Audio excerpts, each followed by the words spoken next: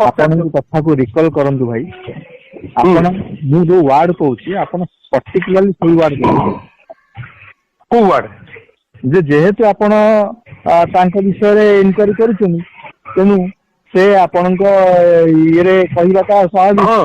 ନାଇଁ ନାଇଁ ଶୁଣନ୍ତୁ, ଇଏ କହିବାଟା କଣ, ସିଏ ପଚାରି ନାହାନ୍ତି କାହାର ୱେଟା କଣ। ଆପଣ କହୁଛନ୍ତି ଆପଣ ପଚାରିବେ କିଏ କୋଉଟା କଣ। ଯେହେତୁ ଏତେ ଦିନ ହବ ମୁଁ ଏଇଟା କହିଛି, ଯେହେତୁ ଏତେ ଦିନ ହବ ଟସଲ ଚାଲିଛି, ସିଏ ବି ବ୍ୟସ୍ତ ଭିତରେ ଯାହା ବି ହେଲେ ତାଙ୍କର ଚରିତ୍ର, ସିଏ ଗୋଟେ ନିଶାଇ ହେଇଥିଲେ ବି ତାଙ୍କର ଗୋଟେ ରାଗ। ସିଏ ତାଙ୍କ ଜାଗାରେ ସିଏ କହିବେ ମୁଁ ଠିକ। ଯୋଉ ଲୋକ ଚୋରି କରିଛି ରଖି ଯେମିତି କହୁଛି ମୁଁ ମୋ ଜାଗାରେ ଠିକ, ସେମିତି ସିଏ ତାଙ୍କ ଜାଗାରେ ଠିକ ଭାବିକି। ଆଉ ଗୋଟେ କଥା ହଁ ହଁ, ଆପଣ ଭାଇ ପ୍ରିୟା ମୁଣ୍ଡକୁ ଯେତେ ଦିନ ହବ ଭାଇ ଡିଫେଣ୍ଡ କରିକି ଆସିଲେଣି। ମୁଁ ତ ସେଇ କଥା କହୁଛି ଯେ ମୁଁ ତାଙ୍କୁ ଡିଫେଣ୍ଡ କରୁନି। ମୋର ସିଏ ପୋଷିବେ ନେଇକି ପେଟ, ମୁଁ ତାଙ୍କୁ ଡିଫେଣ୍ଡ କରୁନି। ଆମର ଡିଫେଣ୍ଡ କରିବାର ମୂଳ ଗୋଟିଏ ଜିନିଷ ହଉଛି ରିଜନ, ଯେ ଆମକୁ ଯୋଉ ଲୋକଟା ପାଇଁ ଆମକୁ ଶୁଣିବାକୁ ପଡୁଛି ବର୍ତ୍ତମାନ ତା ବିଷୟରେ ଯେତେ ଯିଏ ବାହାର କଲେ ବି ଆମେ ଯଦି ତାକୁ ବର୍ତ୍ତମାନ ସାଇଲେଣ୍ଟ ରହିବୁ କହିବେ ଏମାନଙ୍କର ଗୋଟେ ଖୋଲା କଥା। ମୁଁ ସେଇଥିପାଇଁ ତାଙ୍କୁ ଡିଫେଣ୍ଡ କରୁଛି। ମୋର ଉଦ୍ଦେଶ୍ୟ ଅଲଗା କିଛି ନାହିଁ।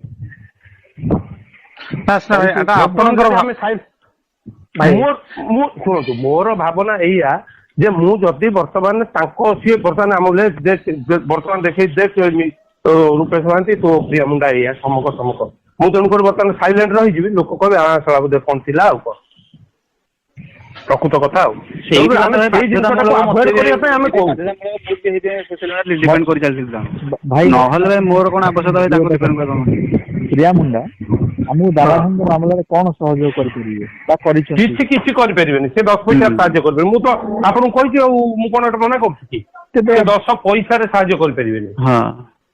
ଆଉ ଗୋଟେ କଥା ଭାଇ, ଆମେ ଶୁଣନ୍ତୁ ସିଦ୍ଧାର୍ଥ ଭାଇ, ଗୋଟିଏ କଥା ମୁଁ ଆପଣଙ୍କୁ ଏଇଥିପାଇଁ କହିଲି ଯେ ଯଦି ଆପଣ ଶୁଣନ୍ତୁ, ଆପଣ କହୁଛନ୍ତି ଯେ ଯଦି ମୋ ବିଷୟରେ କିଏ ଇନକ୍ୱାରି କରେ ମୁଁ ତାକୁ ଡାଇରେକ୍ଟ ପଚାରିବି କାହିଁକି ଇନକ୍ୱାରି। ସିଏ ଆପଣଙ୍କୁ ପଚାରି ନାହାନ୍ତି, ସିଏ ସେଟା ତାଙ୍କର ଭୁଲ, ସେଇଟା ମୁଁ ମନା କରୁନାହିଁ। କିନ୍ତୁ ତାଙ୍କ ରାଗଟା ସେଇଠି, ଯେହେତୁ ସେ ସେଥିପାଇଁ ଗୋଟେ ତେଣୁକରି ସେଇଟା ଜଷ୍ଟିଫାଇ ବୋଲି ମୁଁ କହୁନି। ସେଟାକୁ ହତ୍ୟା ଯୋଜନା କରିବି ଭାଇ, ମୁଁ ଅସମ୍ଭବ କଥା, ସେଇଟା ଭୁଲ ଜିନିଷ, ସେଇଟାକୁ ମୁଁ ତ ମାନୁନି। ସିଦ୍ଧାର୍ଥ ଭାଇ, ମୁଁ ଜମା ସେଟାକୁ ମାନୁନି। ସେଟାକୁ ଡିସ୍କସନ କୁ ନିଆଯିବନି। ମୁଁ ତାକୁ କେବେ ମାନିବି? ସମ୍ଭବ ସେଟା? ମୁଁ ଆପଣଙ୍କୁ ଭାଇ ଟେକ୍ନିକାଲ ପାର୍ଟକୁ ଆସିବା ଭାଇ, ମତେ ଟିକେ କହିବାକୁ ଦିଅନ୍ତୁ। ସିଦ୍ଧାର୍ଥ ଭାଇ ଚୁପ୍ ରହିବେ, ରୂପେଶ ଭାଇ ବି ଚୁପ୍ ରହିବେ, ହେଲା କି? ଟେକ୍ନିକାଲ ପାର୍ଟ ହେଲା ଭାଇ ଏଇଆ, ମନେକର ଯୋଉ ଯେବେଠାରୁ ଆମେ ଅନୁସନ୍ଧାନ କରୁଥିଲୁ ତାର ଗୋଟେ କାରଣ ଥିଲା। ଆପଣ କିଛି କହିବେନି ଭାଇ, ଖାଲି ଶୁଣିବେ ଭାଇ, ହେଲା? ଟିକେ ଶୁଣିବେ, 2 ମିନିଟ୍ ଖାଲି ମୁଁ କହିବି, ତାପରେ ଆପଣ ମତାମତ ରଖିବେ। ଅନୁସନ୍ଧାନ ଥିଲା ଏଇଆ ଯେ ସୌମ୍ୟ ଭାଇ, ଦେଖନ୍ତୁ ଦିଟା କଥା, ଆମେ ସେଇଟାକୁ ଆଗରୁ ବି ତାଙ୍କୁ ବି ଜଣେଇଛୁ। ଟିକେ ଶୁଣିବେ, ଟିକେ ଶୁଣୁଥିବେ ଭାଇ, କିଛି ଖାଲି ହଁ ମାରିବେ କିନ୍ତୁ କିଛି କହିବେନି ଭାଇ, ଶୁଣୁଥିବେ। ଜିନିଷଟା ହଉଛି କଣ, ଯେତେବେଳେ ରୋନାଲିର ଯୋଉ କଥାଟା ସବୁ ଆସିଲା ସାମ୍ନାକୁ ନା, ସେତେବେଳେ ସିଦ୍ଧାର୍ଥ ଭାଇ ଅନୁସନ୍ଧାନ ଆରମ୍ଭ କଲେ। ଏଇଥିପାଇଁ ଅନୁସନ୍ଧାନ ଆରମ୍ଭ କଲେ ଯେ ଯଦି ପ୍ରକୃତରେ ସୌମ୍ୟ ଭାଇ ଭିତରକୁ ଯାଇନଥିବେ, ପ୍ରିୟା ମୁଣ୍ଡାର ଭିତରକୁ ଚେରକୁ ମାଡି ନଥିବେ, ଜାଣିପାରିବେନି, ତ ଲାଷ୍ଟ ହୁଏତ ଫସି ଯାଇପାରନ୍ତି। ବୁଝିପାରୁଛନ୍ତି ନା କଣ?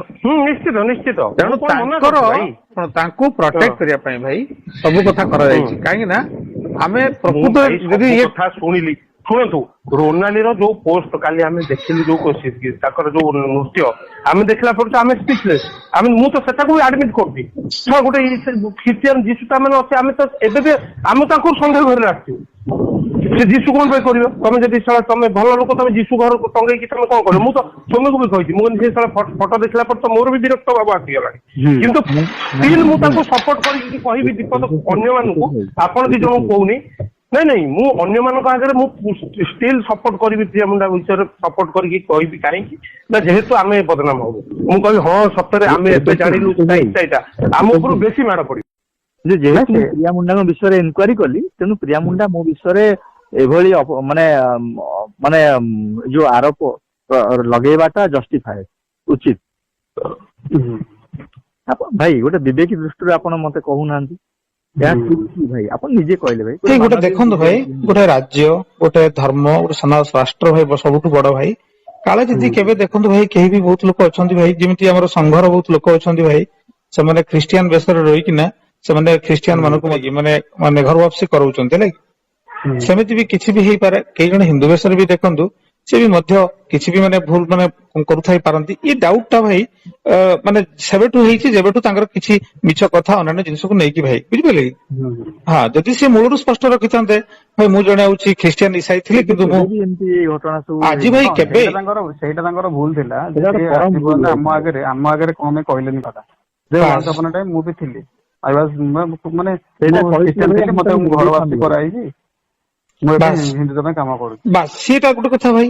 ଯେତେବେଳେ ଅନ୍ୟମାନେ ତାଙ୍କୁ ନାଁରେ ଯୋଉ ଲାଞ୍ଛନା ଦଉଛନ୍ତି ରୋନାଲିଆଙ୍କେ, ତ ତାଙ୍କୁ ବି ତାଙ୍କ ତରଫରୁ ଗୋଟେ ଡିଫେମେସନ ସେ କିଛି କେସ୍ କରିବାର ଥିଲା। କହିପାରିନଥାନ୍ତେ, ସେ କିଛି କହିପାରିନଥାନ୍ତେ। ଗୋଟେ କେସ୍ ଆସିଥାନ୍ତା ଡିଫେମେସନ କେସ୍। ଆଗରୁ ହଁ ସେଇଟା ଆମେ ଯଦି ଯଦି ଆଗରୁ କହିଥାନ୍ତ ହଁ। ତାପରେ ଆମେ ଲୋକଙ୍କୁ ଜଣେଇଥାନ୍ତୁ ଯେ ଏଇ ଲୋକ ବି ଦିନେ ଥିଲେ ସେ ଅଧିକା ରାଷ୍ଟ୍ରବାଦୀ କାମ ଭାଇ କରୁଥିଲେ। ସେଇଟା ନୁହେଁ ଭାଇ। ଭାଇ ଜାଣିଛନ୍ତି? ଭାଇ ଟିକେ ଭାଇ ସିଧା ଭାଇ ଶୁଣନ୍ତୁ, ସେଇଟା ବି ନୁହେଁ ଭାଇ। ଯେତେବେଳେ ଯଦି ଗୋଟେ ଡିଫେମେସନ କେସ୍ କରିକି ସେ କହିଥାନ୍ତେ ୟେସ୍ ଆଇ ୱାଜ ଆର୍ଲିୟର ମାନେ Christian but today I am practising Hindu and they are ମାନେ ଡିଫେମିଂ ମି, ତ ଏଇ କଥାକୁ ନେଇକି ଯେତେବେଳେ ସେ ଗୋଟେ ଏଲିଗେସନ କରିଥାନ୍ତେ ନା, ତ ଇମିଡିଏଟଲି ସେ ଲୋକମାନେ ଆହୁରି କାମ ଦେଇଥାନ୍ତା। ଆହୁରି କାମ ଦେଇଥାନ୍ତା ଭାଇ। ଆପଣଙ୍କୁ ଗୋଟେ ଭାଇ ଆପଣଙ୍କୁ ଭାଇ ସେ କଣ ସଫିସିଏଣ୍ଟ ସହଯୋଗ କଲେ? ସେ କିଛି ସହଯୋଗ କଲେ କି? ସହଯୋଗ କଲେନି। ହଁ କୋଉଥିରେ ସେ ସହଯୋଗ କରୁଛନ୍ତି ଆପଣ କୁହନ୍ତୁ? ହଁ ତମେ ଭୁଲ ଟା କରିଛ ଆଗରୁ। ହଁ ହେଇଛି, ଭୁଲ ଟା ନୁହଁ, ଯଦି ଅଜାଣତରେ କିଛି ଭାଇ ହେଇଛି। ଭୁଲ ନୁହେଁ ଭାଇ। ସମସ୍ତ ଲୋକ ଯଦି ଦୁନିଆଟା ସାରା ଯଦି ବଦଳିକି ବର୍ତ୍ତମାନ ଭାଇ ଖ୍ରୀଷ୍ଟିଆନ ରୁ ହିନ୍ଦୁ ହେଇଯିବେ, ଇସଲାମ ରୁ ହିନ୍ଦୁ ହେଇଯିବେ, ଭାଇ ଗୌରବର କଥା ଭାଇ। ଏଇଟା ଅତି ଗର୍ବର କଥା। ବାସ୍ ବାସ୍, ଅତି ଗୌରବର କଥା। ହଁ ମୁଁ ଥିଲି ସେଇଆ, ଏବେ ମୋର ଘର ଆସି ହେଇକି ମୁଁ ମୋର କାମ ଭାଇ କରୁଛି।